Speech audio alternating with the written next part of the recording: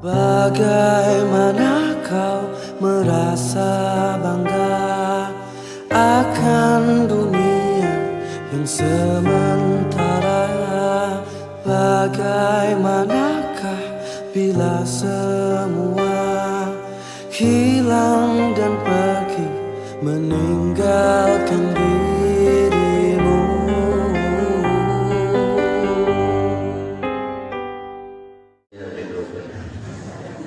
Baru kali ini ceramah mikrofon terpanjang se-Indonesia.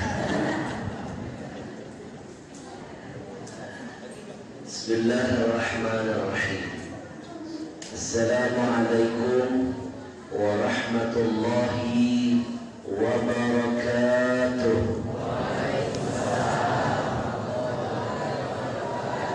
Innal hamdalillah, segala puja dan puji milik siapa?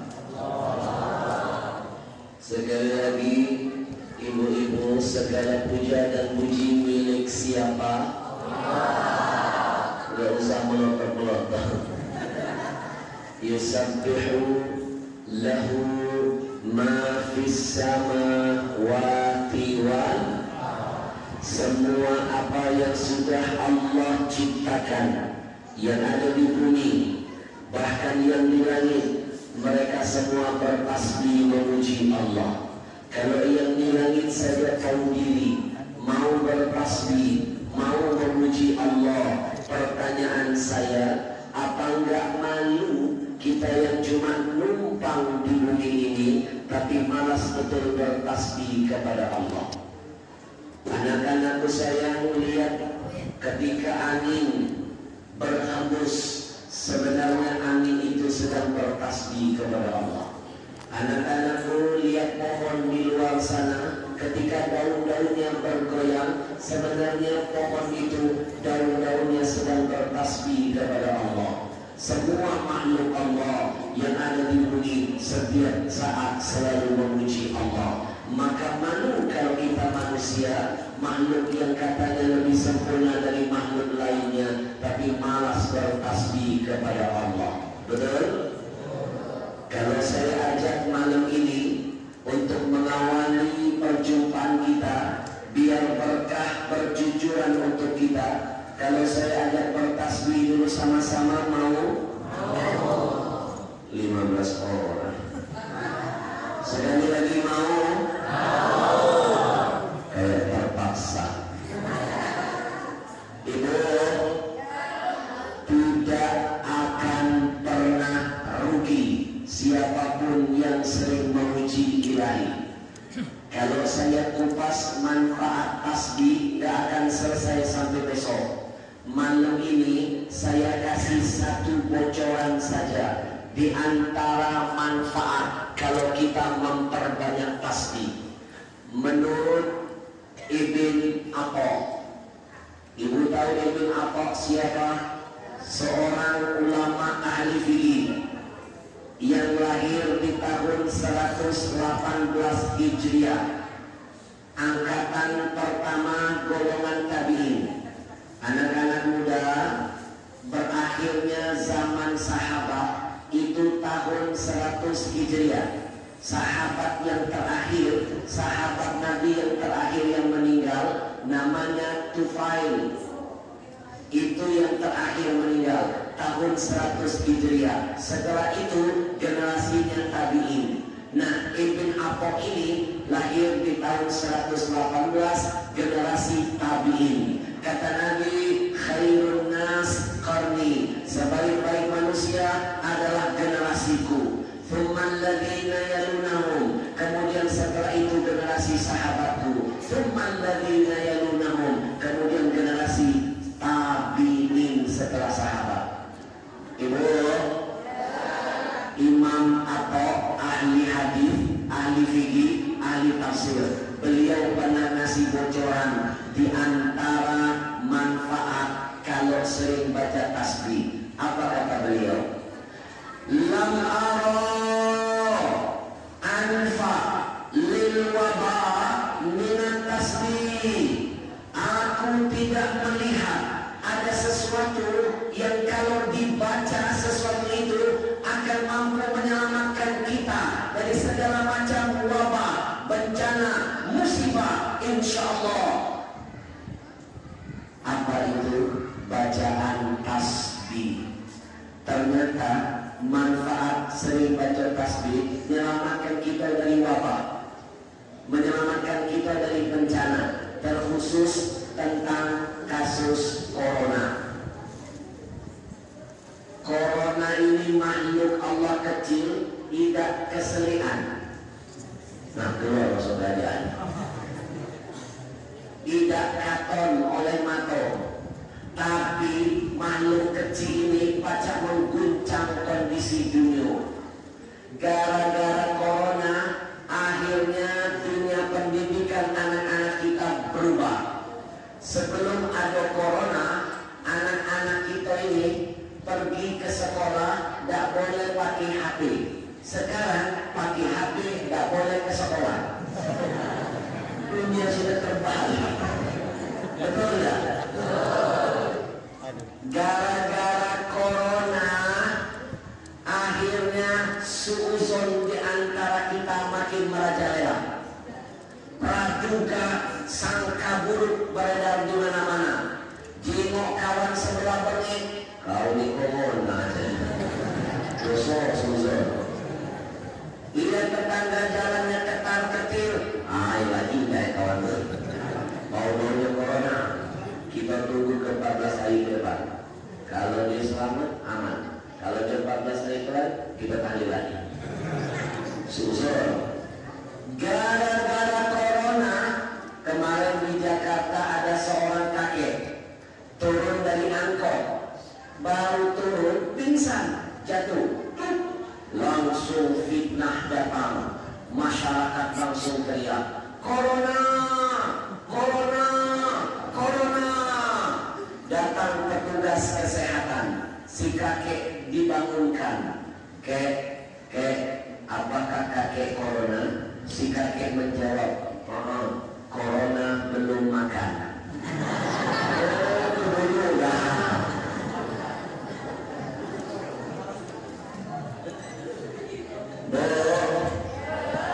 Gara-gara corona, semua ulama jadwal berantakan. Jadwal roadshow saya keliling Indonesia batal. Tabligh akbar keliling Bali batal. Kalimantan batal. Jawa Tengah, Jawa Timur batal. Sumatera batal. Gara-gara corona, kami ulama di Jakarta tidak boleh kemana-mana, mendek di kamar. 7 bulan saya tidak boleh kemana-mana, PSBB. Baca selalu berbulan-bulan. Kecuali ini 7 bulan kami tidak boleh kemana-mana, Pak. Saya tanya, kenapa kami ulama nggak boleh keluar tausiah? Jangan Habib, kalau Habib keluar, sekarang lagi zona merah Jakarta, nanti Habib positif COVID. Kami sarankan lebih baik Habib di rumah saja. Bila perlu jangan keluar dari kamar, mendeklah di dalam. Akhirnya 7 bulan saya nggak keluar dari kamar. Alhamdulillah saya negatif, bini positif. Gara-gara corona.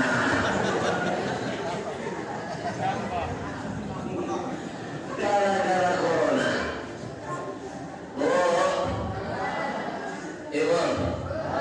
Gara-gara corona, umroh dibatalkan. Gara-gara corona, haji ditiadakan.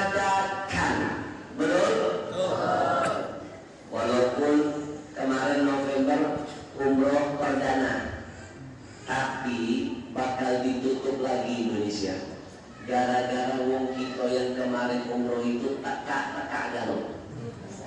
Aturan Saudi begitu nyampe tidak boleh umroh, isolasi 3 hari di kamar, tidak boleh metu.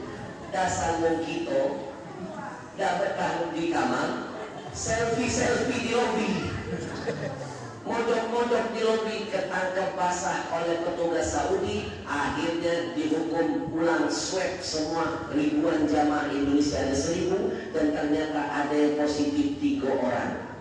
Akhirnya tadinya isolasi cuma 3 hari, sekarang jadi 7 hari. Dan tahu nggak kabar terbaru? Kementerian Saudi Arabia marah dengan Indonesia, tidak percaya dengan swab Indonesia. Baca-baca umroh ditutup lagi. Pengen umroh? Pengen haji? Kalau saya tawarkan malam ini 2 pilihan, kira-kira nak pilih yang mana? Jangan jawab dulu, dengarkan dulu soalnya. Kalian nyesel kalau saya jawab. Yang pertama, mau dipanggil Allah jadi tamunya, atau mau coba pilihan yang kedua, mau dipanggil Allah. Jangan terpesona. Dua-duanya beda-beda tipis, sama-sama dapat panggilan.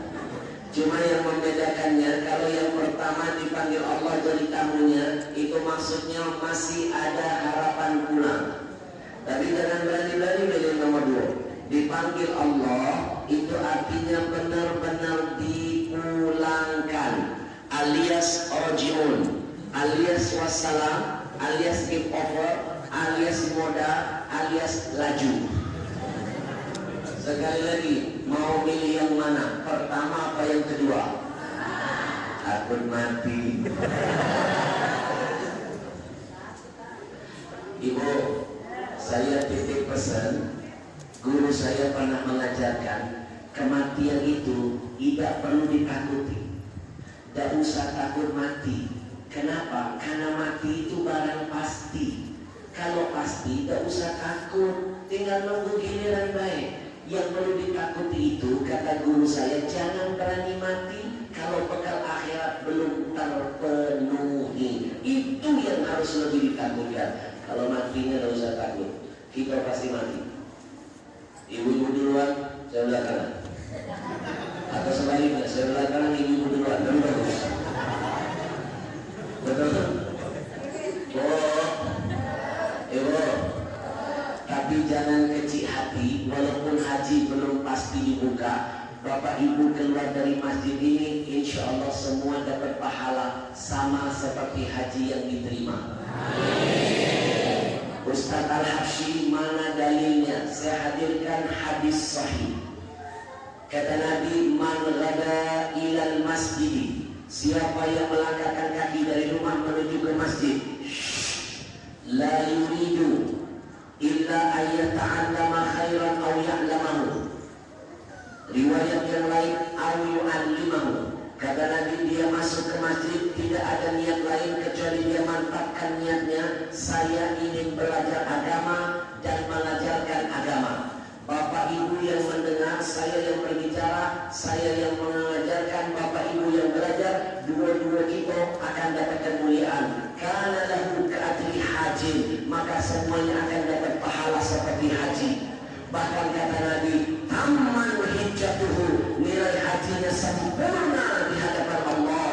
Atau dengan kata lain, haji yang mabrur, haji yang makbul, tanpa capek-capek pergi ke Saudi Arabia, tanpa puluhan hari meninggalkan keluarga, tanpa mengeluarkan uang ratusan juta. Pahala haji sempurna kapanpun bisa kita dapatkan. Setiap dengar ada kajian di masjid, langkahkan kaki, luangkan waktu, mantapkan niat karena Allah ingin mencari kebenaran, maka pahalanya seperti haji. Alhamdulillah.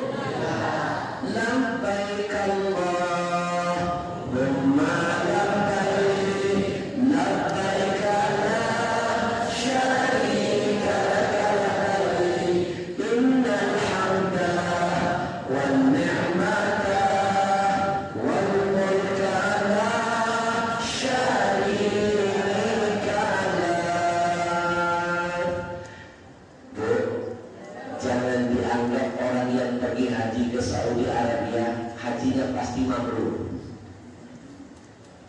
Yang berangkat haji tiap tahun makin banyak, yang dapat titel mabrur makin langka. Sekarang ada jalan pintasnya, kapanpun hajinya, bukan setahun sekali. Setiap ada kajian di masjid, kita luangkan waktu, niatnya kita mantapkan, pahala hajinya pasti diterima. Alhamdulillah. Ibu, mudah-mudahan keluar dari tempat ini Allah catatkan perjumpaan yang menjadi ladang amal untuk kita semua. Amin. Ya Rabbal. Gara-gara corona, masjid sempat ditutup, sholat soft renggang. Betul? Kemana-mana pakai masker. Betul? Gara-gara corona, akhirnya silaturahim jadi renggang. Yang tadinya baca salam-salaman, akhirnya tidak bisa salam-salaman. Maka tidak ada tempat berlindung kecuali hanya kepada Allah. Bagaimana cara berlindung? Salah satunya perbanyak bertasbih kepada Allah. Kita getarkan masjid ini dengan bertasbih bersama-sama. Kita niatkan mudah-mudahan komplek kita khususnya dan kota yang kita cintai Palembang ini segera diangkat wabah coronanya. Amin. Ya Rabbal. Subhanallah.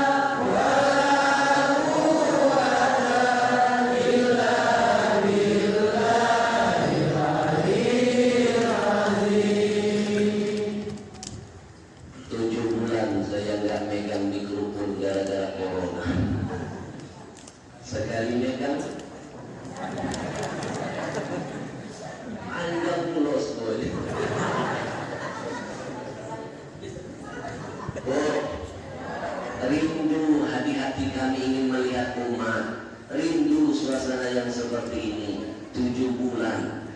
Mulai dari awal Ramadan. Awal Ramadan dakwah kami semuanya di cancel. Awal Ramadan, besok nak puasa, kami dilarang tausiah, dikurung di kamar, dikurung di rumah. Saya langsung mikir, kalau dulu sehari sebelum puasa setan dikurung, sekarang ustaz dikurung. Gara-gara corona. Betul enggak?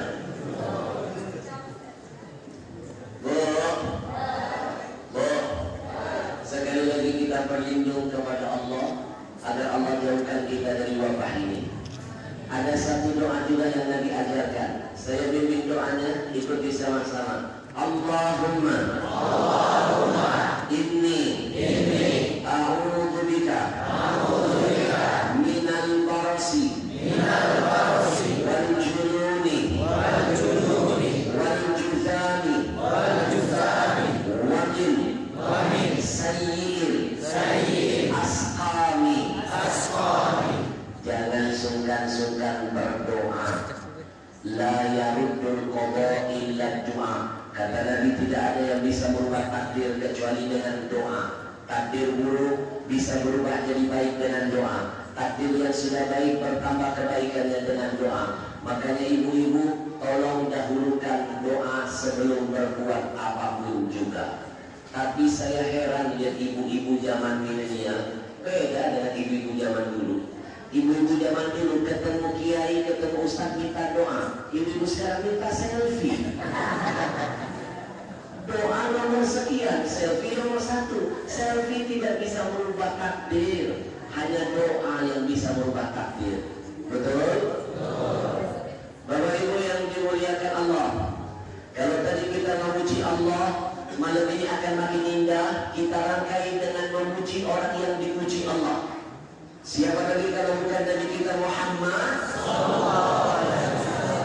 Orang yang paling bakhil di atas muka bumi Allah adalah orang-orang yang ketika diperkenalkan nama Nabi tapi mulutnya tidak mau bersalawat kepada Nabi. Itulah orang yang paling cemekean di atas muka bumi Allah. Tahu cemekean? Tak bahasa. Jelek-jelek begini walaupun KTP saya itu Jakarta Timur, tapi darah saya wong kito galo, tapi bukan wong kito gilo. Hubul wakon minal iman, cinta tanah kelahiran sebagian dari iman. Dan saya bangga dari wong kito galo. Menurut hemat saya, bahasa yang paling simpel, gak galak bertele-tele, cuma bahasa kito. Gak ribet. Ini menandakan sifat wong Palembang itu gak neko-neko. Dalam oil dah sudah. Betul? Dalam neko-neko. Dan percaya saya buktikan faktanya. Orang Arab kalau mau bilang jalan cepat-cepat, bahasa Arabnya amshi sur'atan. Ribet kan? Orang Barat kalau bilang jalan cepat, walk fast. Orang kita berdebis, singkat, tidak bertele-tele. Betul? Contoh kedua, orang Arab kalau mau bilang saya kaget atau saya kagum, bahasa Arabnya apa? Ana ata'ajjab. Ribet. Orang Barat kaget bilang I feel surprised. Orang kita berdesau. Betul? Singkat padat. Betul? Itu hebatnya wong kita. Belum lagi kata guru saya, wong Palembang ini kuat-kuat galau. Mana ada yang tak kuat? Saking kuatnya kapal senang dimakan. Makanya corona insya Allah takut berkembang di Palembang. Kalau di Jawa untuk mengatasi corona katanya minum jamu. Mau Palembang minum cukup. Corona terlalu oleh cukup. Betul. Oh, cinta tanah kelahiran sebagian dari iman. Insya Allah. Anak-anakku sayang, kalau tadi kita memuliakan Allah, malam ini kita lengkapi dengan memuliakan orang yang dimuliakan Allah. Siapa lagi kalau bukan dari kita Muhammad? Hadirkan kepada saya, sebutkan malam ini di depan saya, manusia mana yang nama mereka setiap detik disebut. Berikan contoh kepada saya. Apakah ada presiden paling terkenal di negeri ini? Apakah ada artis yang paling ternama? Ataukah paling ada orang tokoh paling terpengaruh yang namanya setiap detik disebut? Kecuali nama Muhammad. Bayangkan setiap detik miliaran makhluk ketika azan dikumandangkan, nama Muhammad disebut. Ketika qomat diperdengarkan, nama Muhammad disebut. Bahkan ketika mulut-mulut semua muslim sedunia, miliaran jumlahnya berselawat kepada Nabi, nama Nabi per detik disebut. Manusia mana yang paling ngetop di dunia ini yang namanya setiap detik paling banyak disebut kecuali Nabi kita Muhammad sallallahu alaihi wasallam. Innallaha wa malaikatahu yusalluna 'alan nabi ya ayyuhalladzina amanu sallu 'alaihi wa sallimu. Satu kali baca istighfar hanya satu dosa dihapuskan. Satu kali kita baca salawat 10 dosa dihapuskan, 10 pahala ditambahkan, 10 derajat dinaikkan. Rugi yang tidak mau bersalawat 30 berbanding 1. Ya Nabi salam alaika.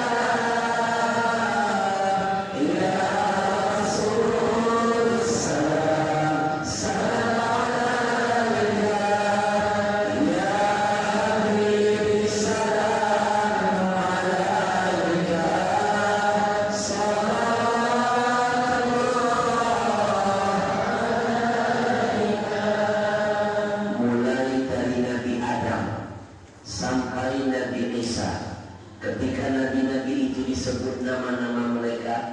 jawaban akhirnya sama semua, hanya alaihi salam saja.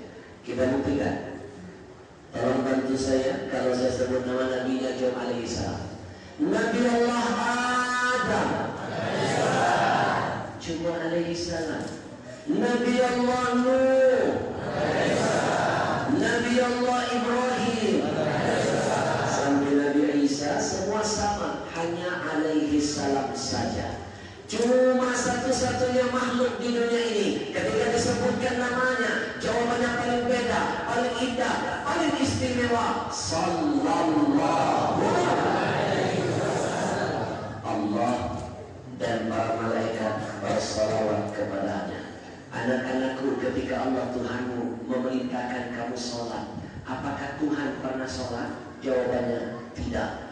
Ketika Allah Tuhan kita menyuruh kita perintah puasa, apakah Allah pernah berpuasa? Tidak. Tapi hanya satu perintah yang Allah perintahkan kepada seluruh hambanya, yang Allah Tuhan ikut melakukan dan mengawali perintah itu. Itu cuma sholawat kepada Nabi. Makanya kata ulama sepakat, ini bukan sembarang amalan, karena tidak ada amalan yang Tuhan pun melakukannya kecuali sholawat untuk manusia pilihannya. Ya Nabi salam alaika, ya Rasul salam salam alaika, ya Habib salam alaika, salatullah alaika.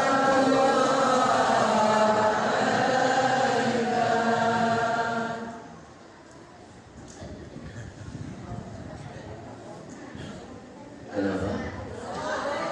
Belum? Sebentar. Kenapa setiap kali saya lihat jam, mak suka rese? Padahal jam-jam saya. Sebentar, saya mau tanya dulu kepada pengurus masjid. Apakah di masjid ini penceramah gak boleh lagi lihat jam tangan? Boleh. Kalau ada penceramah, baru mulai ceramah lihat jam tangan, jangan heran, itu cuma teknik ceramah. Sebenarnya dia lagi mikir, habis ini nak ngomong apa?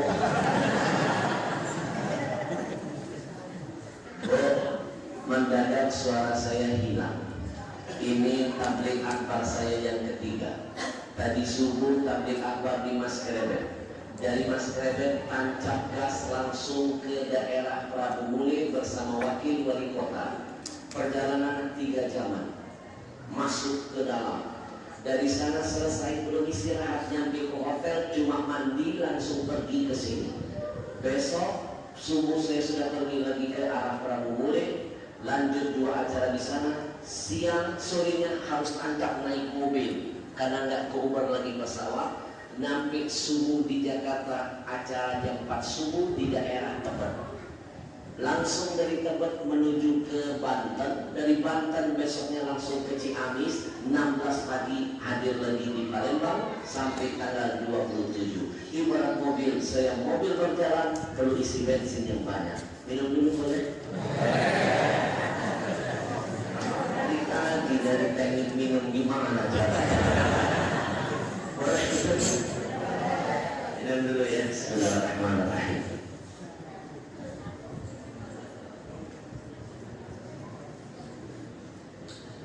Saya tahu di belakang ada ibu-ibu iseng. Baru satu teguh saya minum, ada yang ngeleduk. Haus. Ajak belakang. Bukan haus, kan yang ceramah saya, yang capek saya. Ibarat mobil saya, mobil berjalan perlu isi bensin. Minum lagi ya. Ibu-ibu cuma duduk saja, sudah duduk bisa ketawa. Ibarat mobil mogok, tidak isi bensin juga tidak jadi masalah. Duduk lagi ya. Masya Allah, Masya Allah. Memang beda niat kalau minumannya terasa sehat dan bawa berkah. Beda, tidak beban minum airnya. Merek apa sih?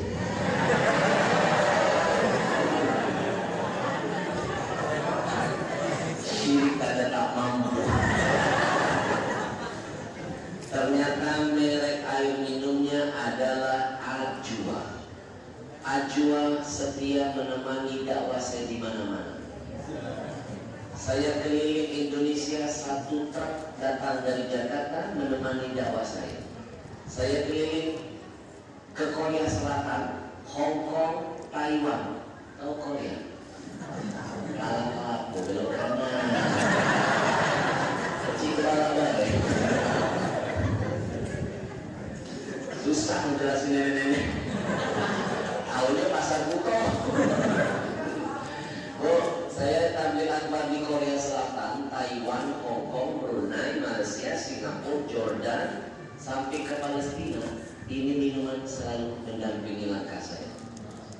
Bapak Ibu dapat video saya yang viral nggak ketika demo di depan kedubes Prancis, yang saya mengatakan haramkan minuman kafir masuk ke majelis taklim kita, haramkan, boikot. Salah satunya minumannya Aqua dan Fit. Takbir. Waktu saya ngomong begini, langsung ada yang protes. Habib Al-Habsyi, mana dalilnya mengharamkan sesuatu yang dihalalkan? Itu kan tidak boleh. Ini yang ngomong kiai.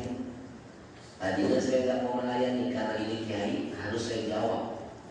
Karena dia banyak nanti efeknya kalau nggak dijawab dan diluruskan, dia menyesatkan umat. Bapak Ibu, perkara haram itu ada 2. Ada haramun lidzatihi. Sabar. Jangan ragu. Ini belum panas soalnya. Jangan-jangan bago kiai lebih bujur.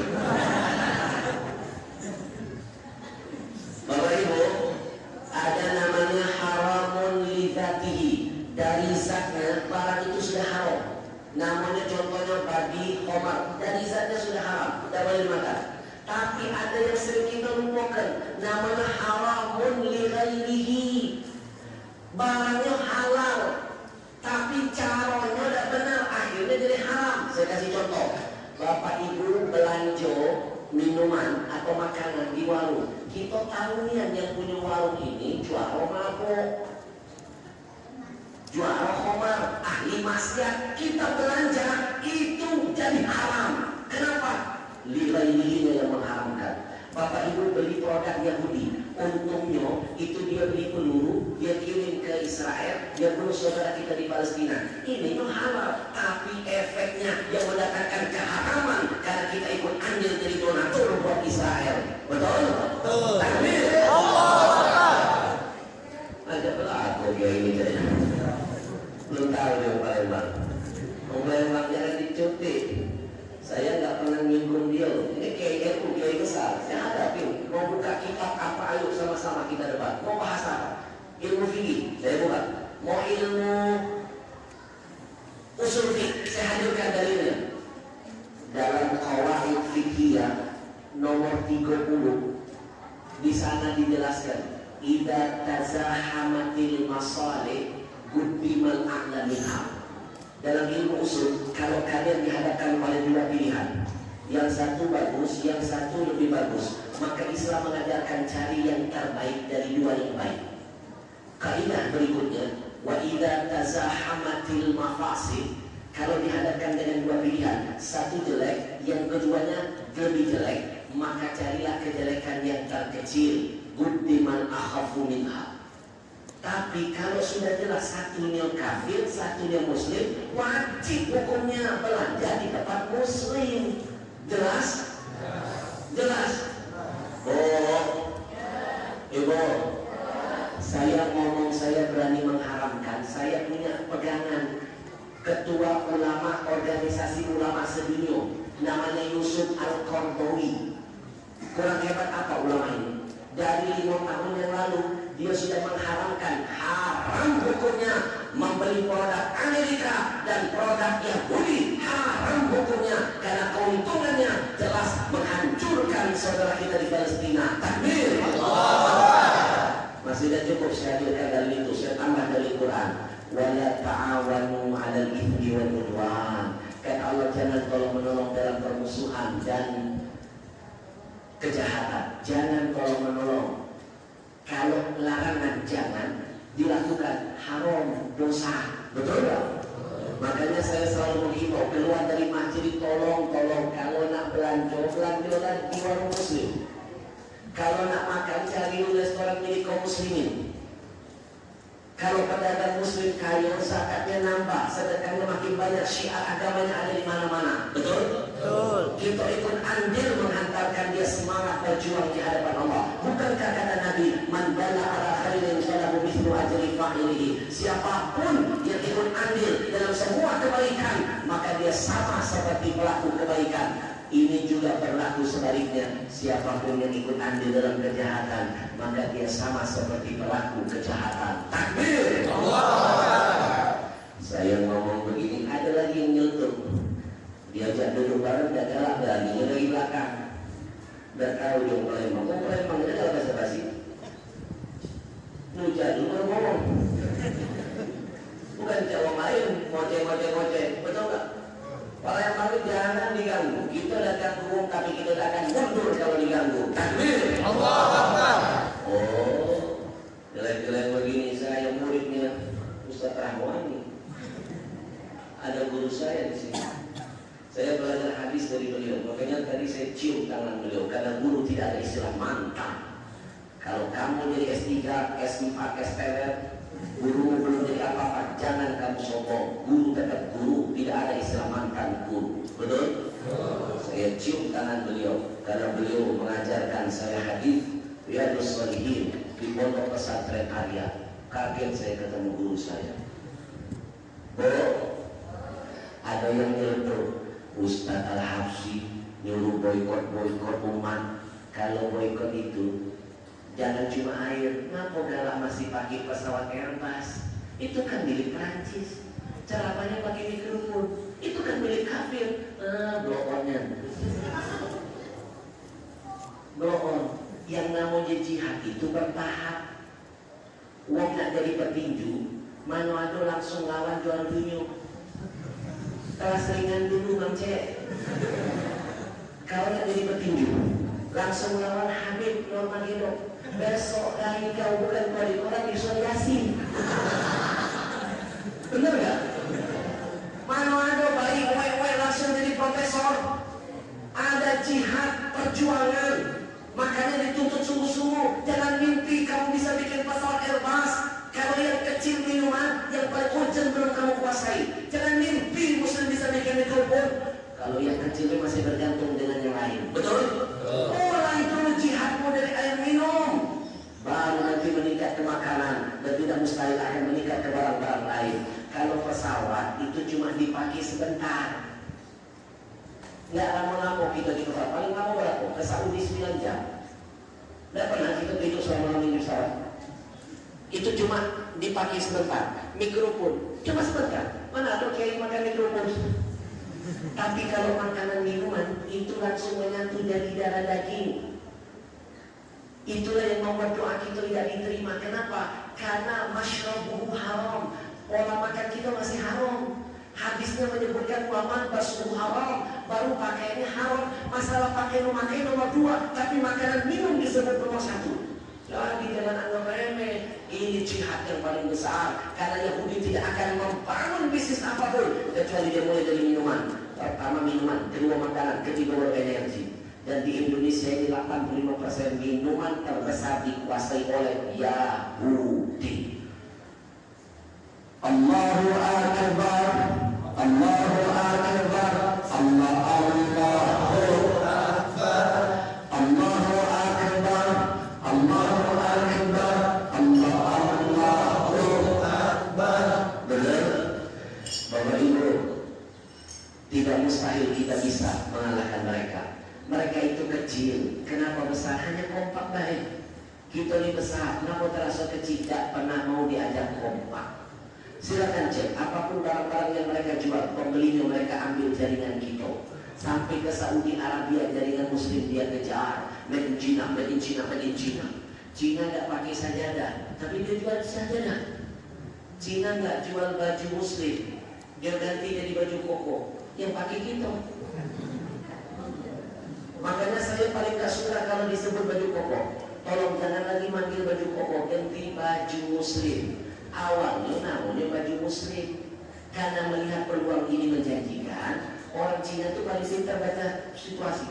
Ini menguntungkan, akhirnya dia bikinlah baju itu, sedikit-sedikit menghilangkan istilah Islam, namanya baju koko. Yang beli muslim, yang pakai muslim, yang disebut-sebut koko, koko dapat berkah. Singkat doa, nama itu jadi doa. Betul? Makanya tolong jangan lagi pakai baju koko, ganti baju muslim. Makin banyak orang menyebut baju muslim, baju muslim, baju muslim. Muslimnya ketiban berkah dari Allah. Insya Allah. Salatullah.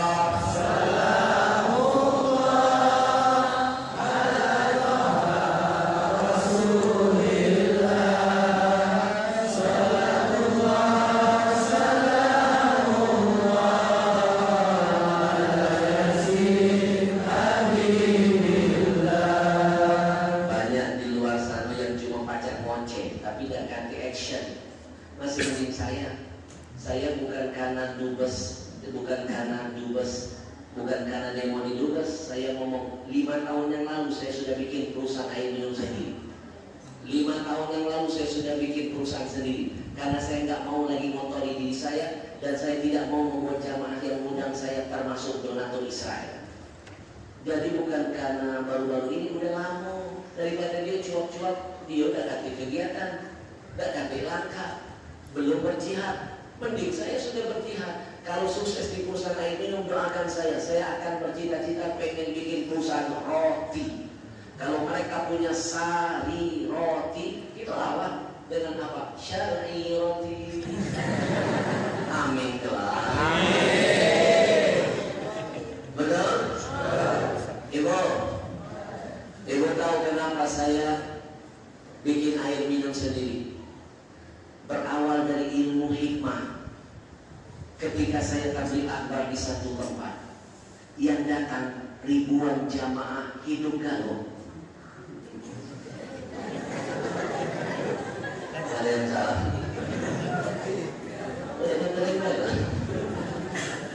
Saya lagi ceramah, tiba-tiba panitia nyiapkan air minum, botolnya biru, minuman terbesar milik mereka yang ada di Indonesia. Inisialnya saya sebutkan, inisialnya. Saya minum karena disiapkan panitia. Saya minum.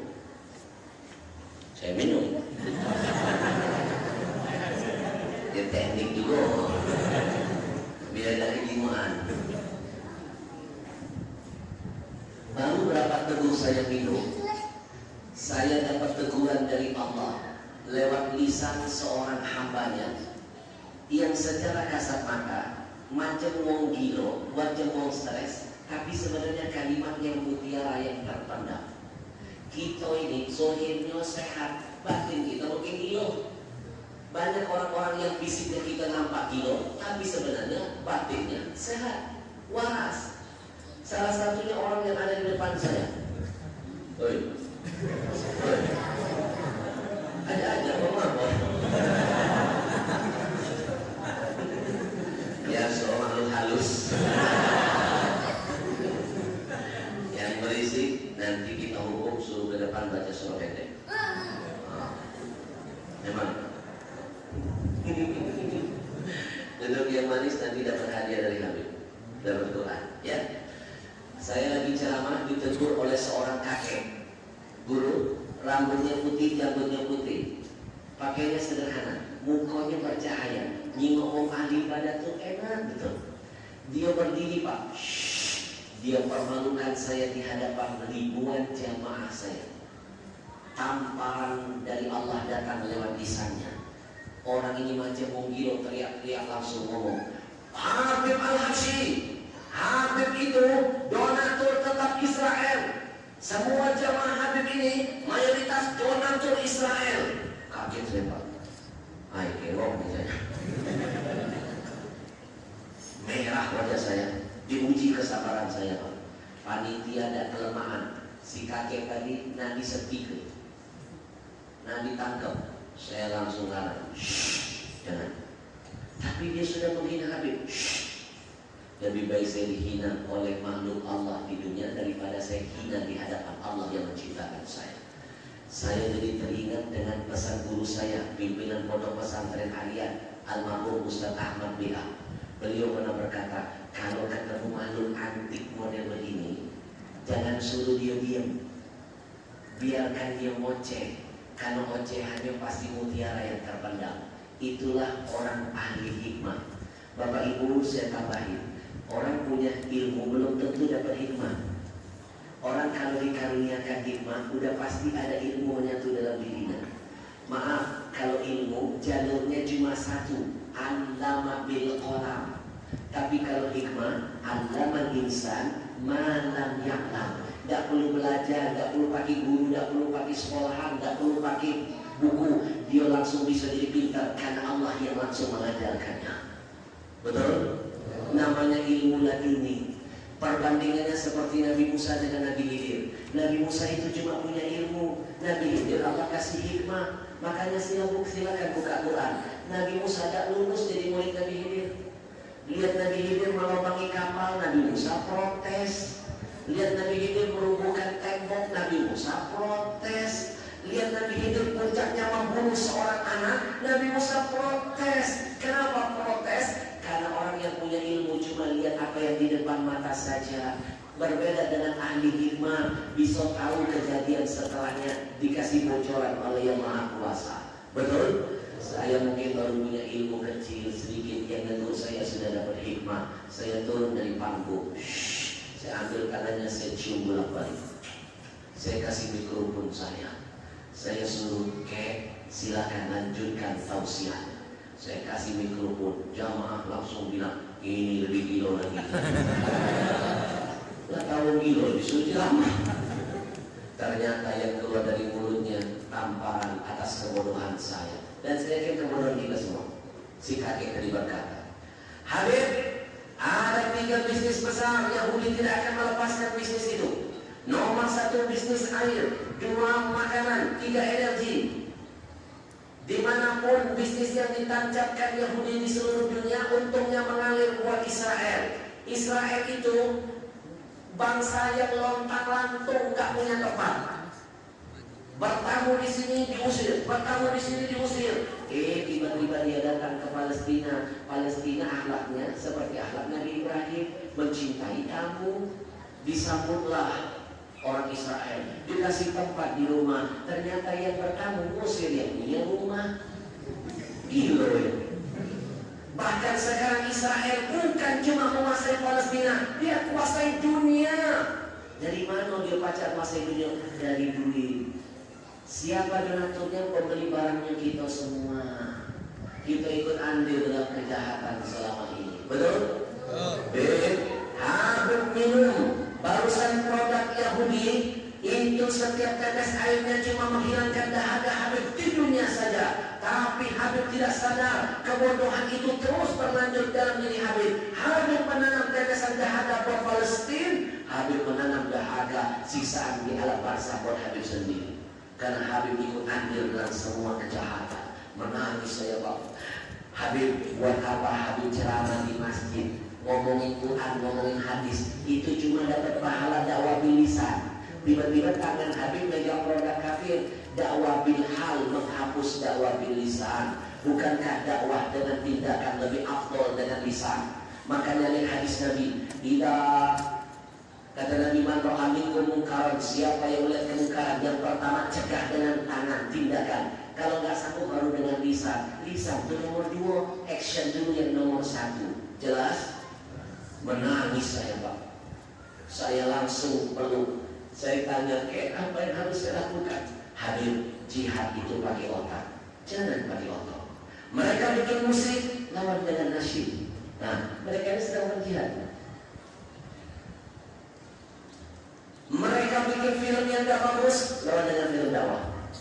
Alhamdulillah, saya Al-Hashim Al-Jamin, kita berhasil pernah bikin film dakwah. Syutingnya di Palembang, pagi bahasa Palembang.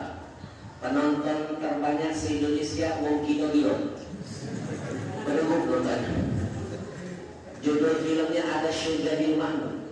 Saya pilih tempat syutingnya Kampung Arab Al-Munawwar yang tadinya mau dihancurkan oleh gubernur. Ribut orang Arab dengan gubernur, demo, hampir aku basah-basahan. Saya tadinya mau syuting di kota lain, saya pindahkan di Kampung Al-Munawwar. Ngadepin pejabat pakai ini. Betul? Saya pindahkan tempat syuting saya di Kampung Munawwar. Saya angkat kalau di Kampung Munawwar itu ada bangunan yang usianya ratusan tahun, harusnya jadi cagar budaya. Masa lebih bahagia bikin jembatan? Nah, hancurkan cagar budaya. Ini gak bersyukur dengan sejarah yang ada. Kita tidak akan lahir kalau bukan karena sejarah. Takbir! Gara-gara film yang saya bikin syuting tampil di seluruh biskop, akhirnya malu Bapak Guru. Tak jadi bikin kesalahan jembatan, bergeser ke arah berapa belas puluh. Dan sekarang silakan main Kampung Arab. Gara-gara bikin film, sekarang kampung itu jadi tempat yang disponsori oleh Pemda menjadi cagar budaya. Masuk ke sana sekarang pakai tiket, dibagusi oleh Pemda. Saya belajar dari Bangka Belitung, film Laskar Pelangi. Kenapa Bangka Belitung didatangi orang-orang dari luar negeri? Karena film itu bisa menjadi media promosi. Betul? Nah, judul film saya Ada Syurga di Rumahmu. Yang belum nonton, saya bagikan linknya. Ajak anak-anaknya nonton film karya saya. Saya pastikan keren. Nangis anak-anak kita, ingat dosa kepada ayah ibu. Filmnya bikin kita karena sayang sama orang tua, makin hormat dengan guru. Gratis, linknya saya bagikan. Mau saya WA kan? Mau? Saya kasih nomor WA saya, catat. Dan sekaligus kita bikin grup kajian lewat WA. Nanti dapat video-video ceramah singkat saya gratis. Yang nanya hukum agama, WA ke nomor itu. Nanti saya hadirkan jawabannya. Tapi janji kalau lanjutkan nomor WA, no miss call, no video call. Karena sering kali kejadian jam 3 subuh nenek-nenek ngajak video call.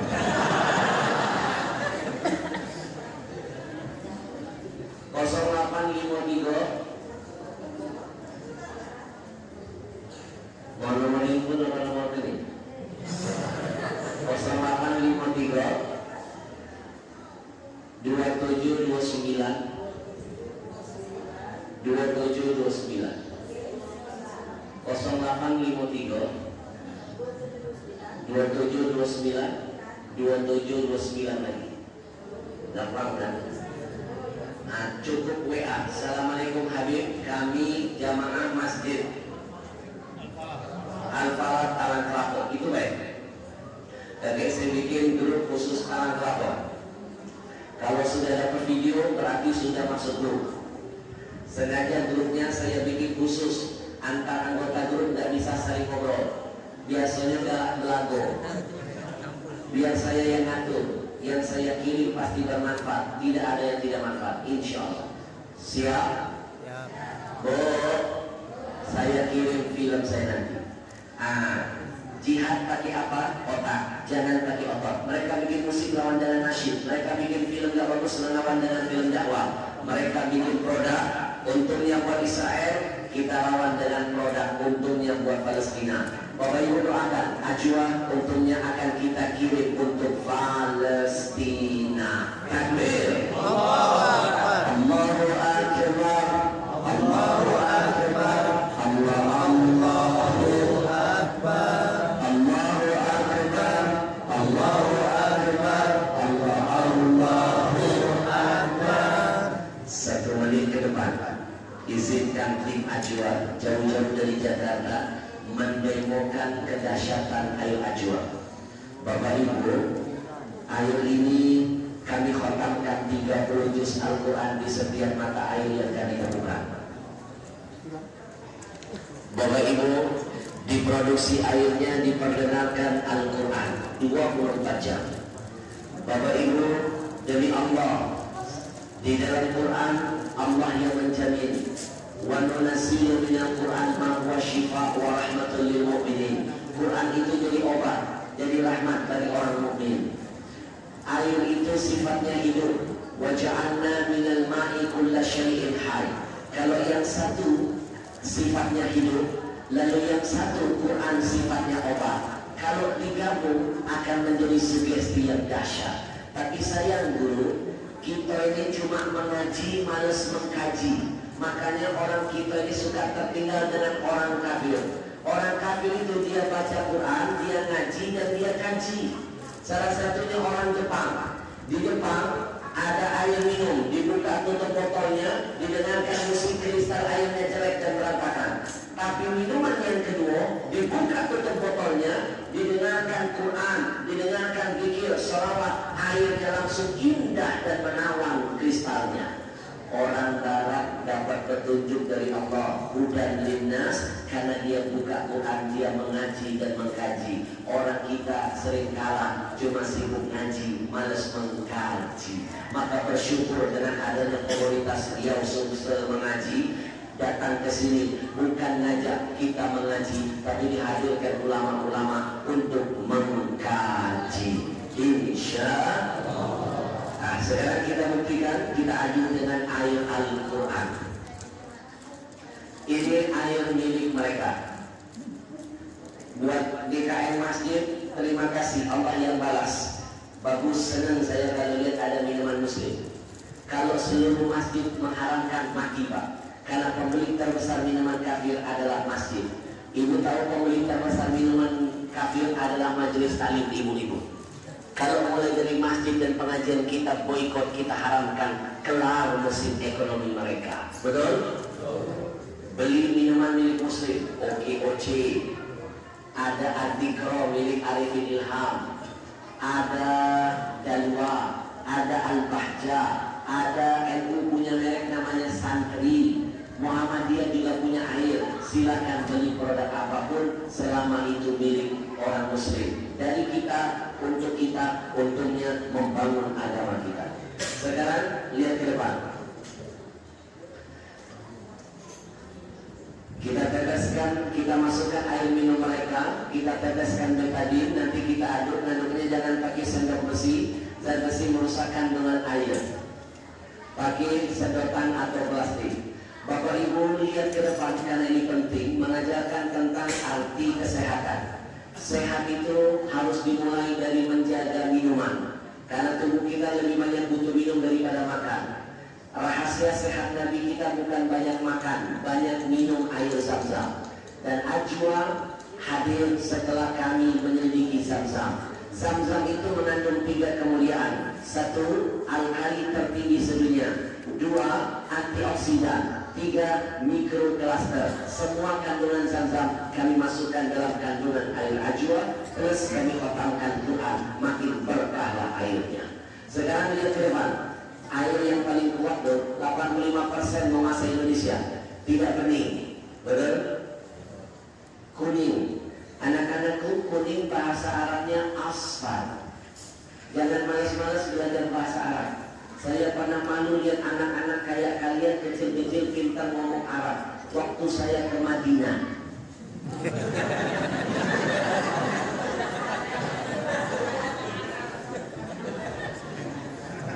Bahasa Inggrisnya kuning, yellow.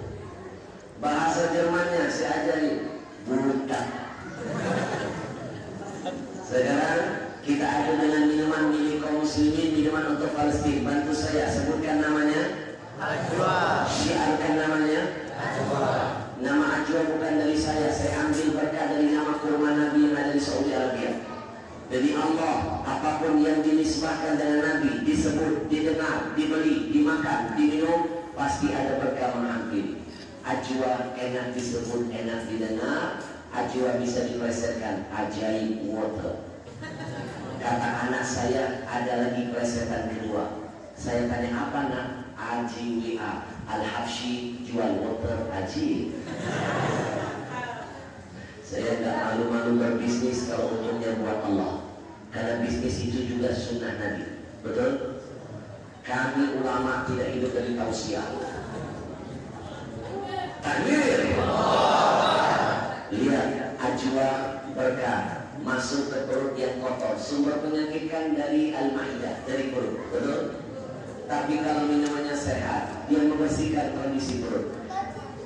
Bapak Ibu, Memo ini menitipkan pesan buat bapak-bapak yang suka merokok. Nikotin nempel di paru-paru Pak sampai mati nggak akan hilang Pak.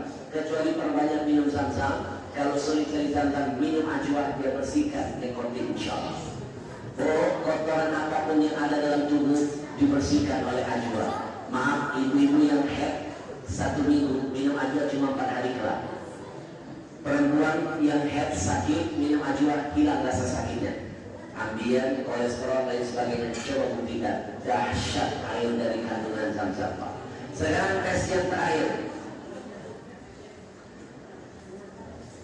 Saya bilang kepada semua karyawan saya, kalau saya masih laku dijual-jual, asal untungnya buat perjuangan di atas agama Allah. Amin.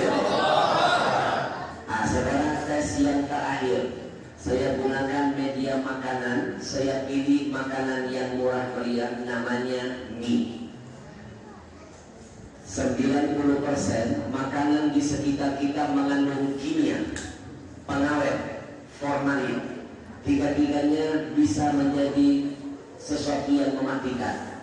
Orang zaman dulu panjang-panjang umurnya karena tidak pernah makan racun. Kalaupun sakit paling kurang kudis bisul. Orang sekarang muda-muda sudah kena kanker rojiun di usia yang muda. Kenapa? Makanan penyebabnya. Betul? Lihat ayah anda kita, usia mulai tua, badan masih segar. Ayah anda usia sekarang berapa? 17?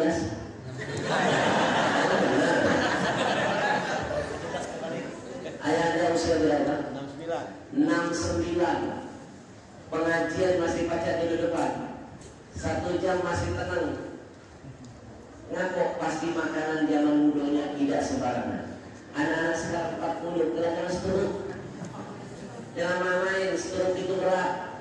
Jangankan stroke berat. Apalagi stroke.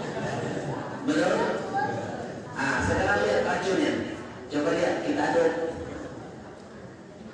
Racun apapun yang ada pada makanan, kalau minum ajwa dinetralkan.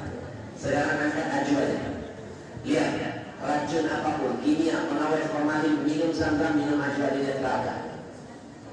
Tetap bening, tetap jernih. Sekarang kita lihat minuman yang biru. Coba angkat yang biru. Baru 1 sendok mie masuk ke perut. Minumannya tidak bisa menetralkan zat yang menempel pada makanan. Akhirnya perut jadi kotor begini. Anak-anak begini perut kalian. Bagaimana 1 bungkus, bagaimana bumbunya, bagaimana tiap hari. Inilah potensi kematian Pak. Yang bikin perusahaan mie tidak berani makannya, kita makannya. Betul? Betul? Saya tempelkan. Mana yang lebih berkah? Mana yang lebih sehat? Plus ada Quran, pasti akan lebih bertambah keberkahannya. Terima kasih. Allahumma arhamna bil Quran waj'alhu lana imaman wa nuran wa hudan wa rahmah. Allahumma zakirna minhu ma nasina wa 'allimna minhu ma jahilna.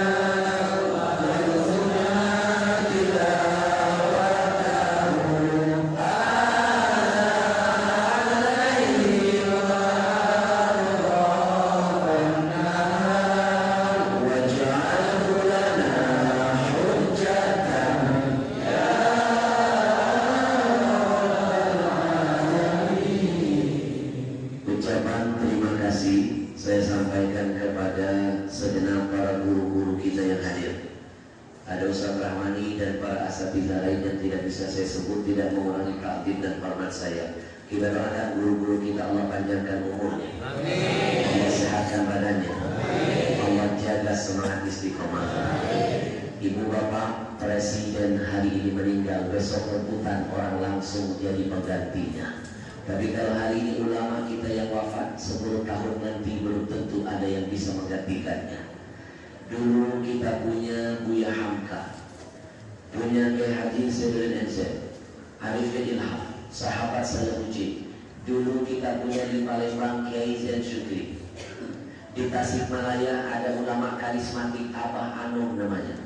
Di Kalimantan Selatan Guru Jai. di Jakarta Habib Muntir Al-Musawa, dan masih banyak ulama-ulama hebat lainnya yang lebih dulu dipanggil menghadap Allah. 10 tahun ke depan belum tentu ada yang bisa seperti mereka. Maka dimanapun saya tabligh akbar, mau siapapun pejabat di depan saya, mau presiden, mau menteri, mau gubernur, mau bupati, mau wali kota, saya tidak akan mau menyebut nama mereka lebih dulu sebelum saya menyebut para ulama, karena ulama lebih terhormat ketimbang pejabat. Takbir! Allahu Akbar!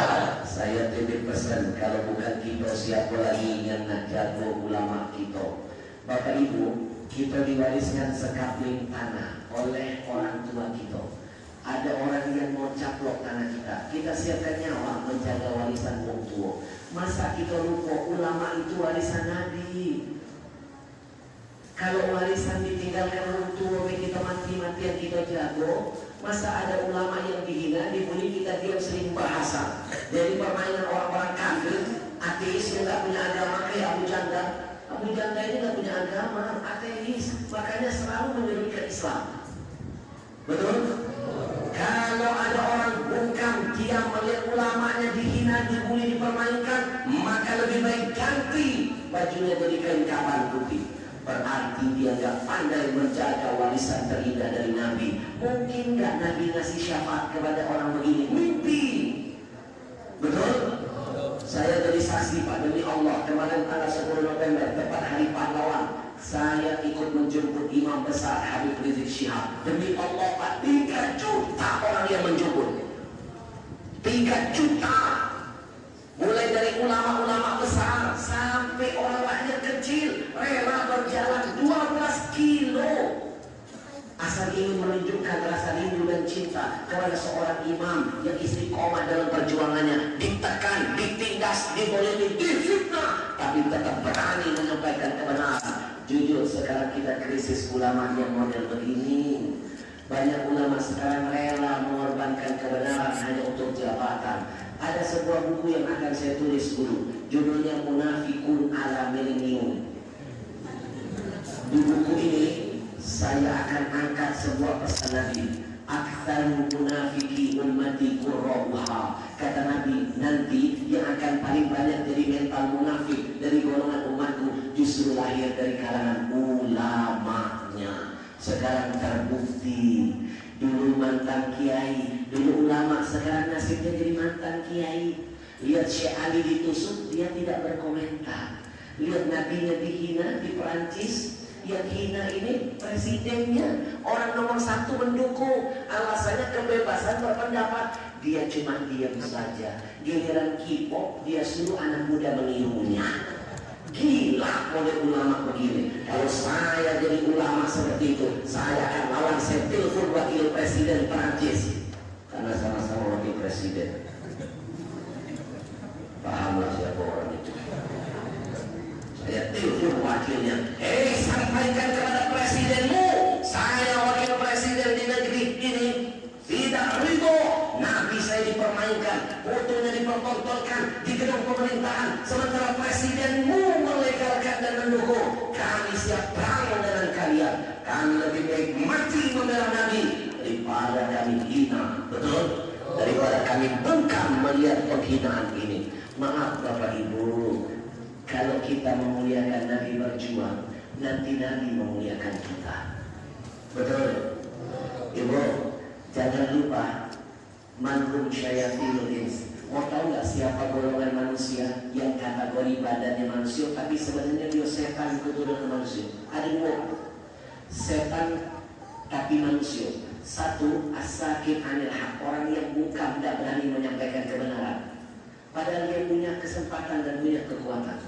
Yang kedua, an-natiq anil batin, orang yang hobi ngomong tentang kejahatan, omongannya selalu biar kerok kayak Abu Janda. Itu setan yang berbicara.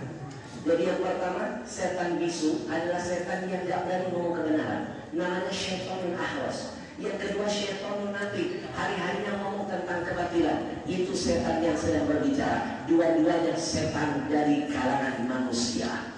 Maka kita doakan ulama-ulama yang istiqomah untuk selalu berjuang menegakkan kebenaran di muka bumi ini, insya Allah. Baik, yang saya muliakan dan yang terakhir, segenap para keluarga besar masjid Al-Falah. Terima kasih kami sudah diberikan kesempatan. Wabil khusus saya mau terima kasih dan komunitas Riau Mengaji. 1 bulan yang lalu saya diajak muter-muter keliling Riau sampai Medan, Sumatera Utara. Mereka bagikan lebih dari 10.000 Quran selama 1 bulan. Saya mikir, ya Allah, Quran ditebar di negeri kota orang, kok kampung saya belum ada kalian. Saya bawa mereka ke Sumsel. Ayo dong bikin Riau Sumsel Mengaji, bagikan Quran di Sumsel, biar Sumsel jadi berkah. Bapak Ibu, demi Allah saya pastikan apapun yang berhubungan dengan Quran pasti mulia dunia akhirat. Contoh simpel, ini kulit Quran kececer, kita ambil, kita cium dengan penuh penghormatan, ditaruh di tempat paling tinggi, padahal cuma kulit. Kenapa kulit itu mendadak jadi dihormati dan dimuliakan? Karena dia ditakdirkan pernah menempel menjadi bagian dari Quran yang mulia. Bapak Ibu, demi Allah silakan buktikan, malaikat Jibril itu malaikat yang paling afdol dari seluruh malaikat. Kenapa mendapatkan gelar paling mulia? Karena dia hari-harinya berhubungan dengan Quran, bawa wahyu dari Allah kepada Nabi Muhammad. Bapak Ibu tahu kenapa Ramadan itu menjadi bulan yang terbaik? Karena bulan itu dipilih turunnya Quran. Bapak Ibu tahu kenapa Lailatul Qadar malam yang nilainya sama seperti 1000 bulan kita beribadah? Jawabannya malam itu karena Allah pilih Quran diturunkan. Bapak Ibu tahu kenapa kita umat Nabi Muhammad lebih mulia dari umat-umat Nabi lain, mulai dari Adam sampai Nabi Isa? Mereka tidak ada apa-apanya, kita yang lebih mulia karena Quran Allah pilih jadi kitab suci kita. Jadi demi Allah, apapun yang dihubungkan dengan Quran pasti berkah dunia dan akhirat. Nabi pada bersabda, Innallaha yarfa'u bihadzal kitab aqwaman wa yad'ul akharin wa yad'u bil akharin. Kata Nabi, siapa yang memuliakan Quran Allah muliakan dia, siapa yang menghina Quran Allah hinakan dia. Belajar dari kejadian Ahok, udah jadi gubernur, kepleset, baru 1 ayat dilecehkan, berujung ke penjara, hilang jabatan dan kemuliaannya. Siapapun yang menghina Quran akan hina sehina-hinanya. Siapa yang berjuang atas nama Quran akan mulia dunia dan akhiratnya. Maka malam ini jangan kita biarkan Ustaz Firdaus dengan komunitas Riau Sumsel berjuang mewujudkan mimpinya menebar 1 juta Quran. Jangan biarkan sendirian, kita bersama-sama. Karena tidak ada yang besar kalau rame-rame jadi kecil, tidak ada yang kecil kalau dihadapi sendirian akan jadi besar. Jadilah bagian mewakafkan Quran hari ini. Izinkan saya memberikan kesempatan ini untuk beliau mengajak kita masuk surga berjamaah. Silakan Ustaz. Baik, Bapak Ibu.